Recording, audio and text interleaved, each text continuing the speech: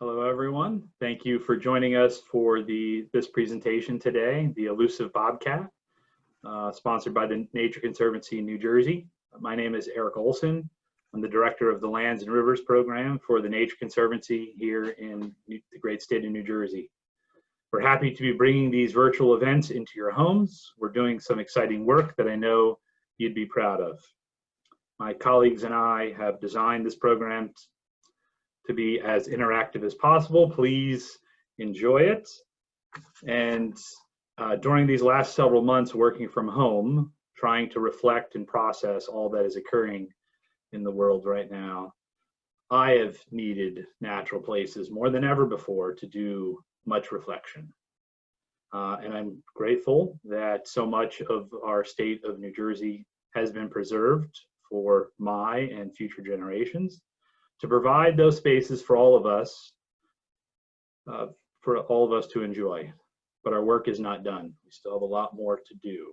We have more land to preserve in New Jersey, and much more to do to make those spaces much more accessible for our communities of color.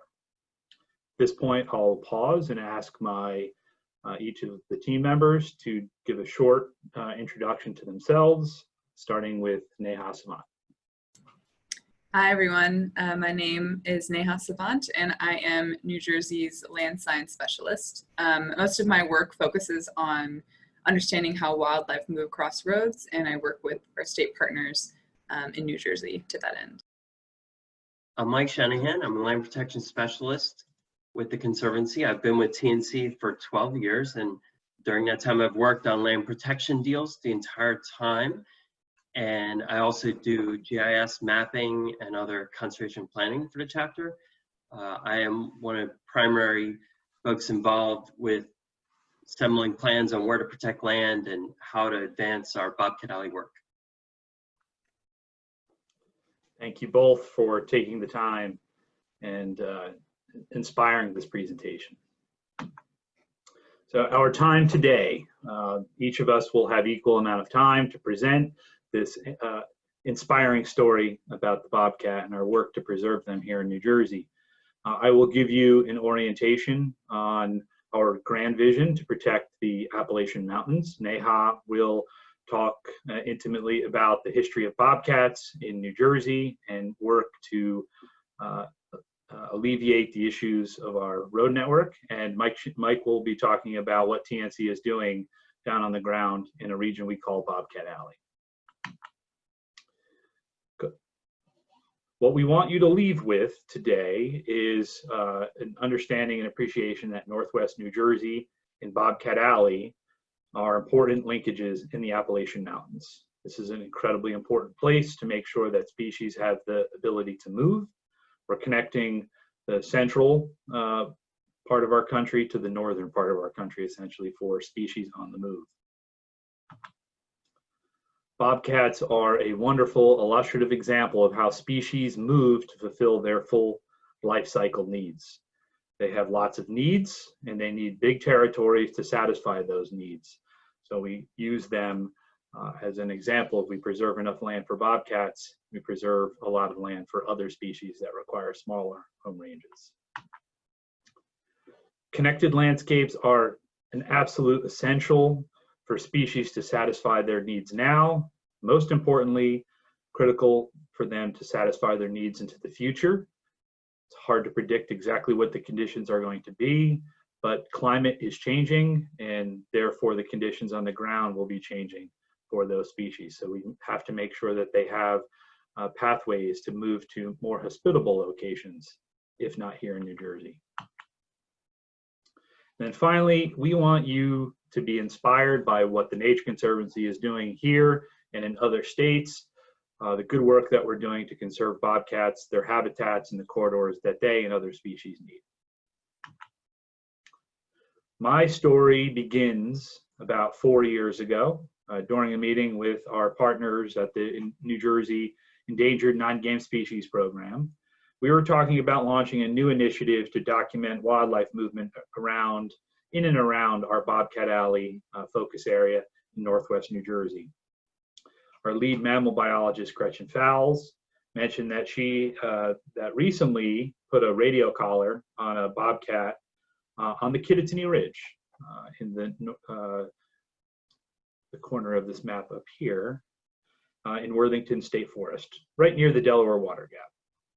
And several weeks later, they had received a call from their colleagues at the Pennsylvania Fish and Boat Commission to notify them that a bobcat that they had collared was found just outside of Harrisburg, Pennsylvania. An astounding 116 miles down here at the other corner of the map, 116 miles away from where it was collared. Why do I start with this story? Mainly to inspire you to think that a bobcat was able to travel safely along this Appalachian Mountain corridor 116 miles, that there was enough habitat, there was enough connectivity, and few enough threats that it was able to get safely 116 miles away from where it was originally collared. So we get asked a lot about why we care about bobcats. The answer is we care about all biodiversity, all plants, all animals, all critters. But bobcats happen to be a perfect example of a species on the move. They have lots of needs, just like other species, to find food, shelter, water, and mates. And because of this, bobcats in conservation biology terms are called umbrella species. Neha will talk a little bit more about this later, but because bobcats require really large home ranges to satisfy those needs, our concept is if we protect enough habitat for these species to thrive, then all other species that inhabit that home range will also benefit from that protected habitat. The news is tough. Climate change is humbling us all. It's very hard to predict what impacts will hit and where they will hit. It's hard to predict the future needs of species. Climate change adds to the other threats to our biodiversity, giving us limited time to act. This is important because science is telling us that species are moving to adapt to changing climates. Species are moving higher in elevation, up mountains, and they're moving further northward. The Nature Conservancy science team has identified places throughout North America that are the most important to protect, to best ensure species have the room and the conditions necessary to adapt to these changing climate conditions. Places that we call resilient and connected. You'll see there's New Jersey. Bring you closer to the ground in a few minutes. This is another interesting map of the US. This is a title we call Migrations in Motion. As climate change alters habitats and disrupts ecosystems, we often ask, where will species go to adapt? With human development, will human development prevent them from moving? Will our roads and our development patterns create blockages that prohibit them from moving to more hospitable habitats? This is a question that researchers from the University of Washington and the Nature Conservancy sought to answer. So they modeled, and this is a model, this isn't exactly how species are going to move on these migration superhighways, but they modeled the potential habitat for just under 3,000 species using climate change projections and the climatic needs of each of those species. Climate change is making their current habitats less hospitable, especially for those species that have much more sensitive needs, whether they require lots of water or less water for their habitat or cooler temperatures. Their current habitats are showing fewer days with more or less water and fewer days with cooler temperatures. So these species need to move. So this map is showing the general directions that this model is predicting that animals need to move to track hospitable climates as they shift across the landscape. So you can see on the East Coast, it's much more of a concentrated flow along the Appalachians. Out in the Midwest and on the West, it's much more of a dispersed pattern. So what you're looking at here, The pink are mammals moving across the landscapes, blue are birds, and yellow are amphibians. And you can see here again is northwest New Jersey, and that is the funnel point along the Appalachian Mountains. So we are going to get closer to the ground. So one of the important places identified both in that map and those two sets of mapping is for the most important place for climate adaptation is the Appalachian Mountains. This region is important because of its physical diversity. It has a mixture of topography, lots of hills, lots of valleys, a variety of soil types, and most critically, much of this landscape is connected naturally through its big forest blocks along the Appalachian Mountains. So this graphic shows the different topographic features that are necessary if a species needs to get from one mountain range to another, crosses through a valley. That valley needs to be intact, natural, ideally protected, so that that animal can move from one mountain range to another, or further northward. Those mountains need to be connected. Now, these elements are critical to provide species options for movement. It's hard to predict, as I've mentioned earlier, the future needs of all species, which makes it an imperative to provide options for them. Just think about you on an island, and there's a storm brewing and coming in. If you need to evacuate that island, would you want one bridge leaving that island, or would you prefer two or more? Obviously, you'd want more options. The long-term protection of these priority lands is what TNC strives for. Our vision is bigger than ever before. We are working from Alabama, you can see down here, the southern end of this map, into Canada, up here in the northern end of the map, to accelerate the protection of critical habitats throughout this landscape, including New Jersey. That's what you see denoted in that circle there. So Bobcat Alley is important for regional connectivity. You can see from this map, one of the critical linkages in the Appalachian Mountain, we're getting closer to the ground, is in northwest New Jersey, which we coined Bobcat Alley. That's that circle that you see. You can see my cursor on the map here. It's connecting two mountain ranges, the Appalachians to the west, which you see here, providing one flow option, and the Highlands to the east, providing a second option for species. And we know from tracking data that species like bobcat have been using this corridor between these two mountain ranges to satisfy their life cycles. And Neha will now give you an overview of the history of bobcats in New Jersey, their needs, their threats to them, and all species on the move. All right, great. So just in time, I have a siren coming across my apartment, so apologies if you can't hear me. I'll just wait a moment. So in our efforts to maintain some of these corridors that Eric was mentioning, to help animals move across the Eastern Appalachians and through New Jersey, we've centered our focus on one important species, the bobcat. So bobcats are the last remaining wildcat in New Jersey, and they're a vital predator in our ecosystems.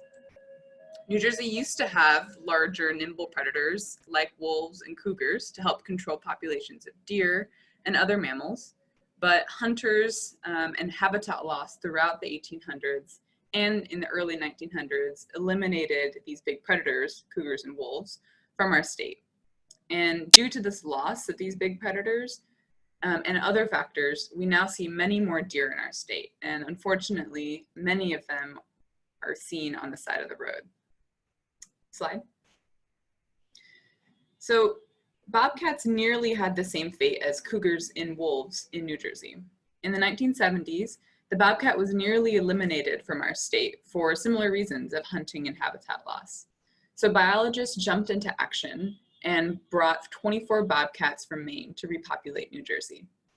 Simultaneously, due to the passing of the Endangered Species Act in 1970, there's a national conversation about how focusing on species can bring attention to not only increasing the numbers of individuals of endangered species, but also the conservation of their habitats. And in 1990s, bobcats were put on our state endangered list in New Jersey, and they've been there ever since. And since then, many conservation organizations, including TNC, have focused on habitat protection as one big way to help species like bobcats thrive. And we'll be touching more on that directly later on in this presentation. Slide. So I found it helpful while talking about bobcats to have some simple facts. So in the next few minutes, I'm going to give you a quick overview of some of those frequently asked questions about bobcats. So bobcats are about double the size of a house cat. And the most distinguishing feature, in my opinion, is their short bobbed tail. So domestic cats, like your house cat, will have long tails. Bobcats have tails that are about 1/3 the size of that tail. The home range size for one bobcat ranges from about 6 times the size of Central Park to the full area of Manhattan. And again, that's just for one bobcat. So for many bobcats, you need multiple habitats of that size. Pairs breed from February to June. So the breeding period just ended for bobcats in New Jersey. The lifespan is on average 7 to 10 years. It can be bigger than that or lower than that, but that's about the average. And the average litter size is 2 to 4 kittens. Next slide. So as I explained before, bobcats are really important for our ecosystems because as predators, they provide balance. And for us at TNC, they're also important for focusing on our habitat protection. But we also want to show that they serve a bigger purpose in our conservation work. And Eric mentioned this before too. We like to think of bobcats as our umbrella species. And an umbrella species is a species whose conservation has indirect benefits for many other species that might live in the same habitat. So since bobcats have the largest home range size out of all the species in New Jersey, they are an ideal candidate for our umbrella species. So by protecting land for bobcats, we're also protecting land for porcupines, bears, salamanders, insects, and many other species. So another current struggle for bobcats, in addition to habitat loss, is habitat fragmentation. Habitat fragmentation occurs when the development of roads when development or roads bisect habitat that would be otherwise suitable for bobcats. And it means that bobcats aren't able to move where they need to go to get food, meet mates, monitor their territories. And in New Jersey, a place that's full of roads, it's not hard to see that roads bisecting habitat will have an impact on bobcat movement and their health.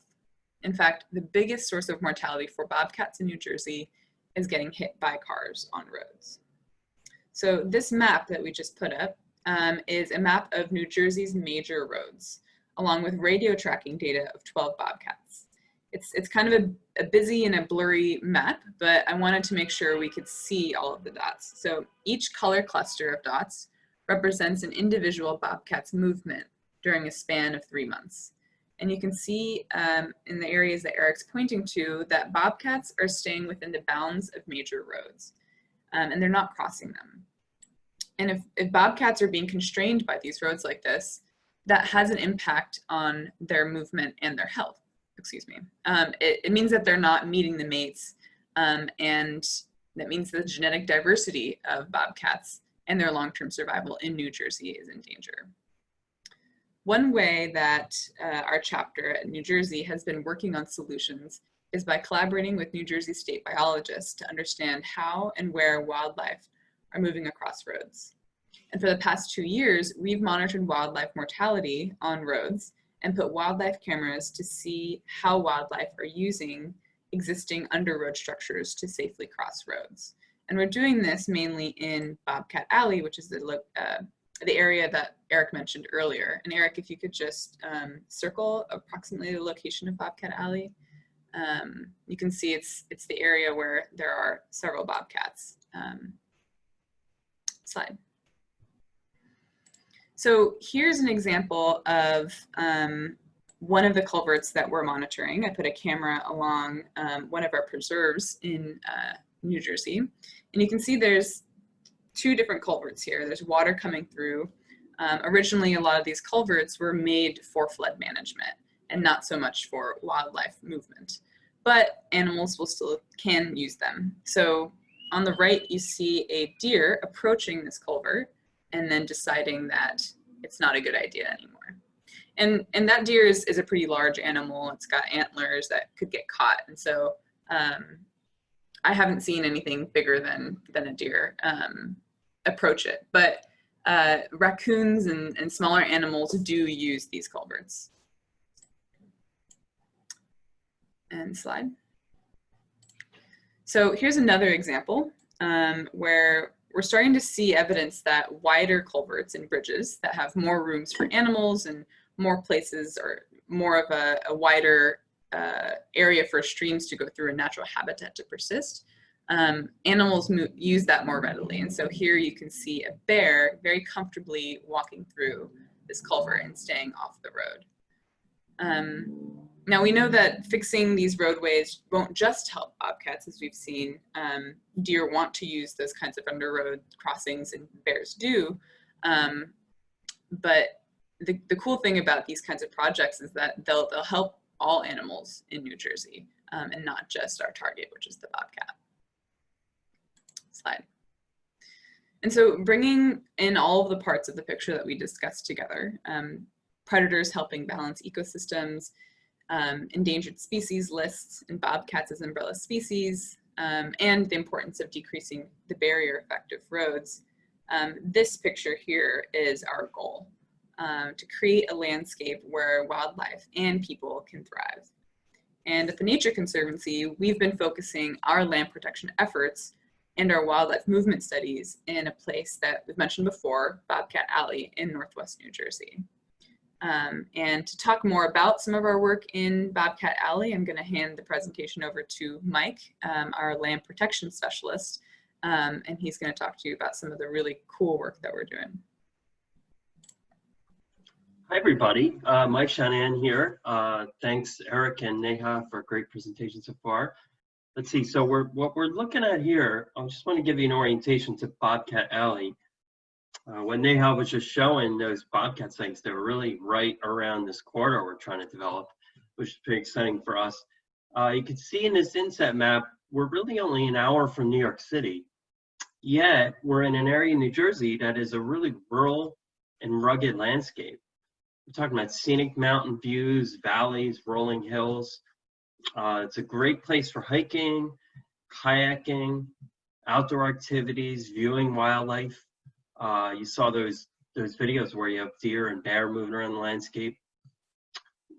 Our Bobcat Alley is anchored by the Delaware Water Gap National Recreation Area, which you can see in the Eric's circling now, and then the iconic New Jersey Highlands, which is on the south end of our Bobcat Alley corridor, eastern end.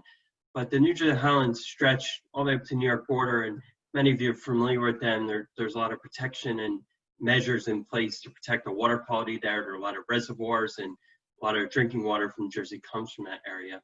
And our Bobcat Alley, for reference, it straddles Sussex and Warren counties. So the border of the counties kind of cut right through the middle of our corridor. And it's right next to the Delaware River and Pennsylvania. Next slide, Eric. This is an early map of our Bobcat Alley area, and we prioritize properties. So the salmon-colored properties in this map are properties that are priorities for acquisition. And a couple more reference points to orient you. So you'll see the Delaware Water Gap again. You'll see Alameda State Park, which is an extension of the Highlands in the south. And then the Pawnskill River sort of cuts right through our Bobcat Alley corridor. And the Pawnskill River is a priority for us in a lot of ways. We completed a really large dam removal in the Pawnskill, the Columbia Dam. We've done floodplain restoration, so it's really a priority for TNC, but that sort of anchors, along with the Pawnskill River, along with a couple TNC preserves, anchor this corridor for us. On the north end, the Blair Creek Preserve, so that's one of the anchors, and then the south end is Johnsonburg Swamp Preserve, which we'll show a nice photo of later. They anchor our corridor, and the Blair Creek Preserve, we work with some great partners in this area. we co-own that preserve with another nonprofit, the Ridge and Valley Conservancy, along with a third partner, New Jersey Natural Lands Trust, which is a state agency dedicated to protecting important lands. So again, the salmon colored properties are properties we identified early on as priorities for acquisition.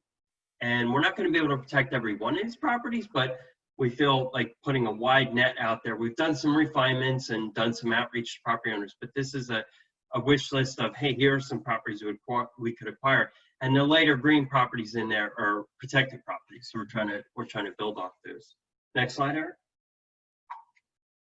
So this is our wildlife preserves property, and you'll see this beautiful forested area with this, it's called Mud Pond, this wetland area in the middle.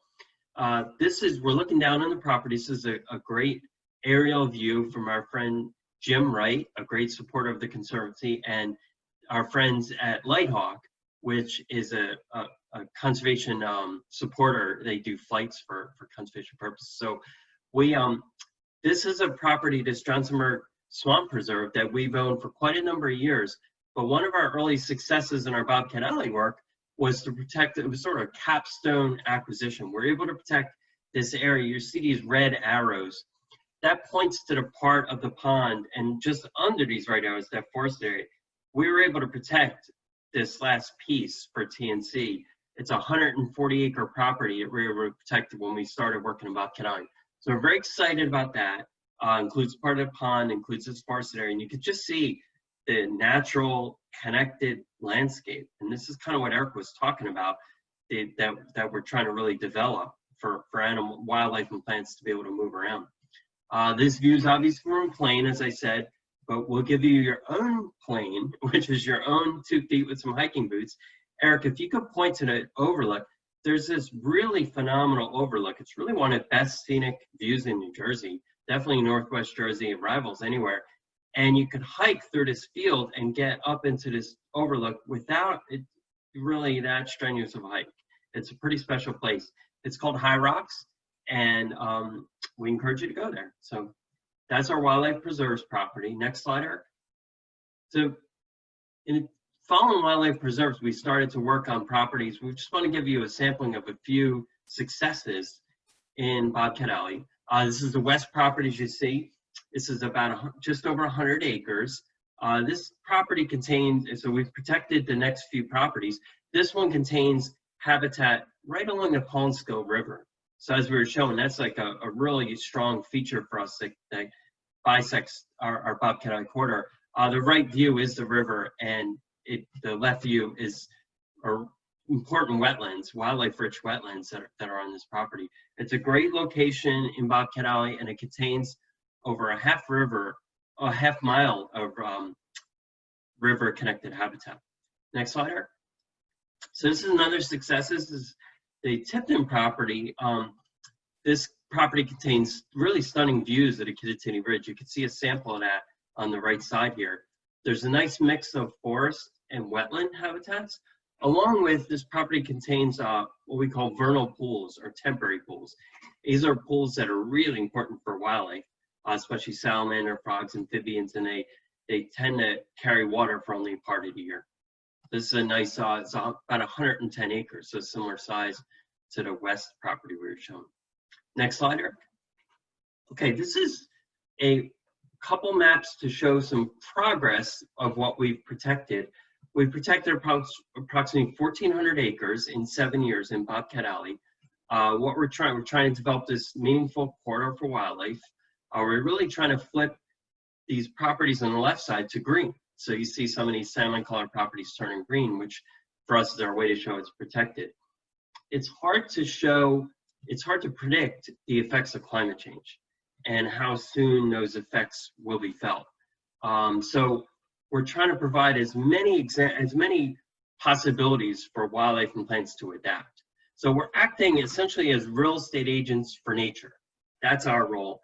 And we want to find and protect the best possible and the most important properties in this area. We think of climate change resilience as this really enormous, I mean, Eric showed some of this headlines, it's a really enormous problem. One way we've looked at it, mean, it's kind of like animals and plants need places to move. I mean, plants shift the range just as animals do. And we think of it like your house. So animals know the areas and the habitats, they instinctively know where to move, as you do. When you're in your home, you know where the sunny nook is on a nice day. You know the cool basement that you go into on a hot day. You know what the attic's like. Maybe your kids have a tree house out back that you like to go to and just relax in on a nice summer day. So those areas have different like temperature, different feeling to them. And so, you know, there's upstairs, downstairs. So when you move around Bobcat Alley, there's a lot of different elevation and moisture. So animals use this area and are able to, when the effects of climate change are seen, these animals can really respond by moving around. They can find the habitat they need to complete their life cycle. Next slide. So these are a few of our current projects we're working on. We're showing 3. So we have on the left is Bobcat Corridor property. This property contains really it's just a beautiful trail you see there. Connects a recent TNC acquisition near to Blair Creek Preserve, which we were shown earlier. There's a nice walking path here. It's in the northern part of Bobcat Alley. It's about 40 acres. And the middle property, Limestone Ridge property, it's just over 20 acres, 22 acres. This protects a ridgetop forest. And as you'll see, these properties, like 40 acres, 20 acres, these aren't really significantly large properties.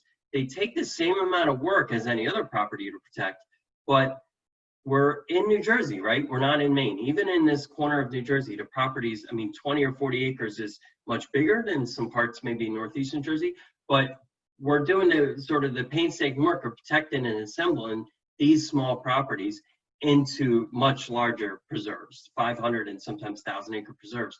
So this last property is on the right side, that's about 145 acres, that's much bigger. But it still takes a lot of work to protect all these properties and put them together sort of in a meaningful fashion to help wildlife. That's this Poundskill Valley Rail Trail. This property sits right along the rail trail, which is like a gorgeous 27-mile rail trail with access, and it could, you know, it's a nice outdoor activity for folks. There's a nice diverse amount of wetlands on this property, and it's just that you can see the scenic view right there. Next slide, Eric. So this sort of ties back into some of what Neha was talking about. Here we're looking at our Blair Creek Preserve, right? This is the one we co-own with the state and our other nonprofit partner, Ridge Valley Conservancy. It connects up with the Delaware Water Gap National Recreation Area. So some of you might be familiar, might have visited some of those areas, hiked or kayaked along the river or tubed down the river. So you'll see, look at all the roads. So these are smaller roads, or just county road in here, but lots of local roads. So we're not talking about Route 80 or the Garden State Parkway or the Langston Expressway, but we are still talking about a significant amount of roads cutting up the habitat. So animals need to get around these roads, and some of what Neha was talking about with development culverts and providing strategies to deal with that is important. But flip to the next slide, Eric, and we'll show this area. This is some work that was done by a partner of ours, John Hasse. He's a professor at Rowan University. And John's been a wonderful partner in our Conservation Lands Blueprint project. And he's a planner, geographer, he does GIS mapping. And John looked at this area and worked on what could be the full potential build out. What if this area of New Jersey was developed, you know, without really foresight or really careful planning, and it was just maxed out, right? So these red dots that you see are potential home sites, and the white lines are just rough ideas of where like driveways or access would be. So this is an extraordinary look. I mean, this is not something that we fully expect, but we are working to make this area of New Jersey, this Bobcat Alley area, we want to make it friendly to wildlife and people. So we understand that people need a place to live, and this is a gorgeous area to live. There are a lot of locals and then their second homes along some of the scenic areas and lake communities. But we don't want to see, you know, unfettered build out that would take away from the values and the wildlife that really people come to this area to find. That's one of the reasons people want to live in this area. So we look at the best available science, and this is just one of the products This is still being finalized by John, and we look to just use the best available science to guide our work, both at the large scale that Eric was showing, that from all the way up into Canada and stretching down into the Blue Ridge, and also localized like this area right here. I'll turn it back to Eric to wrap us up. Thank you, Mike. Good job, guys.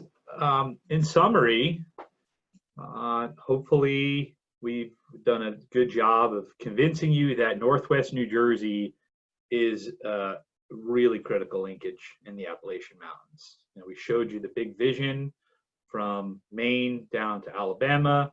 New Jersey is a critical pinch point in that overall connectivity of the Appalachian Mountains.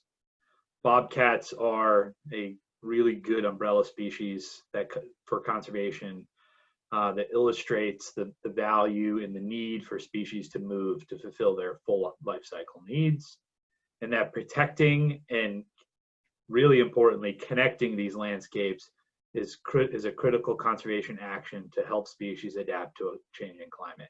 It's not good enough just to create islands of habitat. We have to make sure that those islands are well connected through protected corridors as well.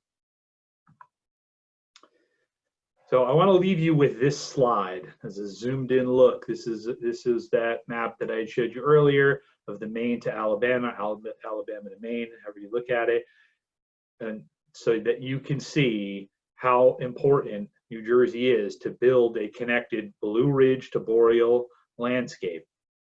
Please join us in this vision. Absolutely important.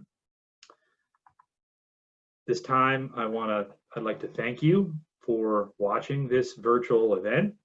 I want to thank you for your caring, for your support, your interest, and the giving of your time. Without you, this conservation work would not be possible. We have a lot more conservation work to do in New Jersey. Please join us. On behalf of Neha, Mike, and myself, and all of the Nature Conservancy staff, thank you very much.